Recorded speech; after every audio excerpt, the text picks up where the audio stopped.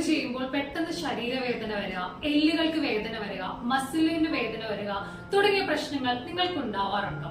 രക്തത്തിൽ protein, collagen, vitamin D, calcium തുടങ്ങിയവയുടെ കുറവ് മൂലം നിങ്ങൾക്ക് ശരീരവേദന ഉണ്ടായേക്കാം. വേദന വർദ്ധിക്കാതിരിക്കാനും ഫ്യൂച്ചറിൽ നിങ്ങൾക്ക് ഇത്തരം പ്രശ്നങ്ങൾ വരാതിരിക്കാനുമായി ഡയറ്റിൽ ഉൾപ്പെടുത്തേണ്ട ചില ഭക്ഷണങ്ങൾ പരിചയപ്പെടുത്താം. ആഴ്ചയിൽ ഒരിക്കൽ നിങ്ങൾക്ക് ഭക്ഷണത്തിൽ ഉണക്കമീൻ ഉൾപ്പെടുത്താവുന്നതാണ്. അതുപോലെ എല്ല് കൊണ്ടുണ്ടാക്കിയ സൂപ്പ് കഴിക്കുന്നത് നല്ലതാണ്. അതുപോലെ മുത്താറി കുറുക്കി കഴിക്കുന്നതും നല്ലതാണ്. മുരിങ്ങയില അരച്ചോ മുരിങ്ങയിലയുടെ പൊടിയോ മോരിൽ കലക്കി കുടിക്കാവുന്നതാണ്.